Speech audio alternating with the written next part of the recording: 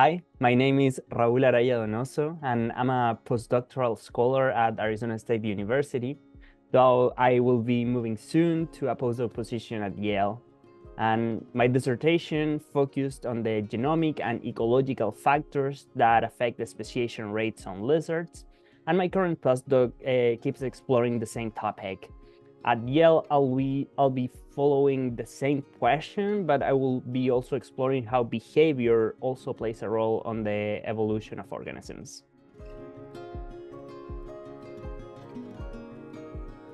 I think being able to complete my PhD program and the fact of getting through grad school is a big success. During my PhD, there were many times where I just wanted to drop everything, run away, and never come back. So having been able to stay and getting my dissertation to completion is a big success. I think that I would also add that during these 5 years of PhD, there was a huge growth in my human aspect, like how I approach relationships and how I communicate with other people. So those kind of things I think will be also super important for the rest of my life.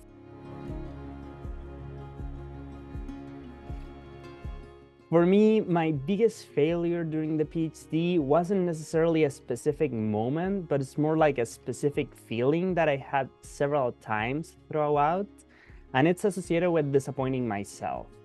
So I come from a different country and a different culture, and I also think that during my undergrad and my master's, I was a little spoiled because I had too much freedom. And one thing that I really value as a scientist is having that independence and freedom. So being able to have my own ideas and develop those ideas with my research. That's why I wanted to do a PhD, because I love doing research, but I want to do my research. And during my PhD, I ran into conflict multiple times because I had an advisor that was supportive, but I felt like they wanted me to focus more on their research program rather than my own. And I think that multiple times I was very frustrated because I was feeling like someone was cutting off my wings because I was being forced to do something that I didn't want to do. And I think it's something that maybe was amplified because of my culture, my personality, and how I approach the world. But several times I was super sad and frustrated because I wasn't doing what I wanted to do. I was just doing something because I had to do. And it ended up being a big portion of my PhD time at the end. And of course, it was a lot of frustration and anxiety, and I started feeling that I was doing the things that I was doing for my PhD were pointless. And I think for research in particular, if you're not passionate about what you're doing, there's no point in doing it, because it implies a lot of work, effort, and frustration. And you need to be very persistent, patient, and all that kind of stuff. So when you're not doing something that you really love, it makes the experience harder.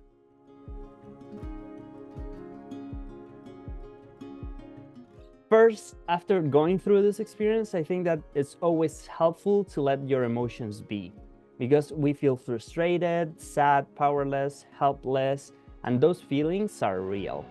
So I did that, and I would do it again because I feel that it's important and healthy to let yourself go down.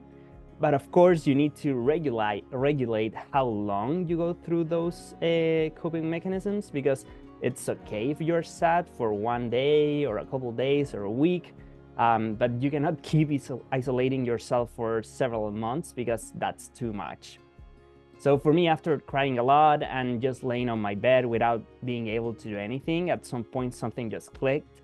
And I realized that whatever my situation was, it didn't determine who I was and what I could do.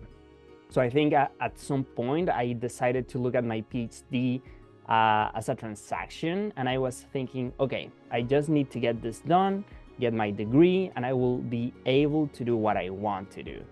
So I saw my independence as a prize for the future. And with that, I could tone down some of those feelings that I had. Second, because my feelings were so intense and there was a point in which they just blew up, at one point I had some very important conversations with my advisors. in which I communicated all my frustration. And I think that was good because I got it out of my system. And I think that's one of the hardest things to do, to go and tell your advisor, hey, I think this and this and this is wrong.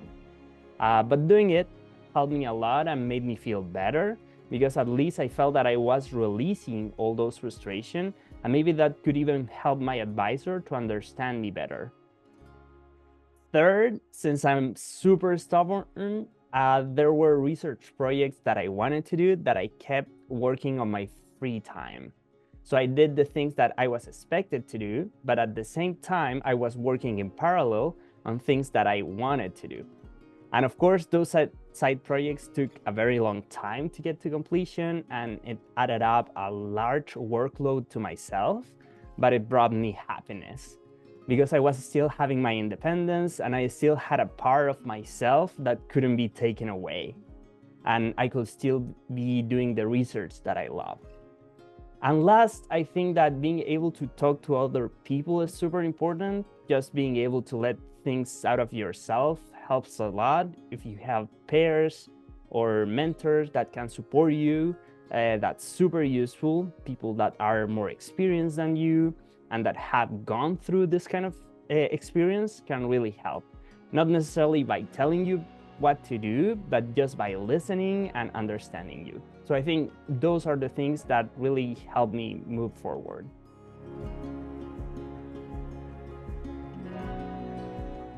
I think a big part of failure has to do with understanding and being able to manage your own emotions. Because at the end of the day, it affects your emotions more than anything. On the practical side, you can always get up after a big failure. It's just momentary, and there's always something you can do after. And now I can recognize better the situations like the one that I lived because I already went through them. And I can manage my emotions a little better and say, okay, this is an emotion, I can make it, I can do something about it. And also, now that I know that we're talking about failure, but in terms of both sides of the coin of failure and success, I think these two things are very tied together. Even though all those negative feelings I had, I learned a lot about myself during the process. And I think that this challenge also helped me grow a lot. So going through failure always brings some success with it. So I was able to learn from this experience and figure out how can I still be happy.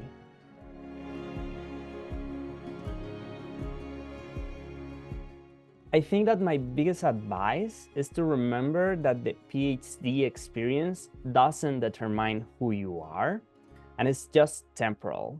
And you can find a better future if you're in a situation that doesn't make you feel good. Also, I think it's very important to find sources of happiness. You can always find something, even if it is the smallest thing, and hold on to that. And that really helps you move forward if you have a little something that's give you comfort and happiness. And finally, I would add that communicating is super important. Talking to other people, especially talking to peers, that can really help because they understand what you're going through. And when you do that, you realize that you're not the only one that feels strongly. So we're all having a difficult experience in one way or another. So I think it's super important to communicate with other people because it makes you feel like you're not alone in your journey. Thank you for watching Fail-Safe Science. My name is Raúl, and I hope that my story helps graduate students in one way or another.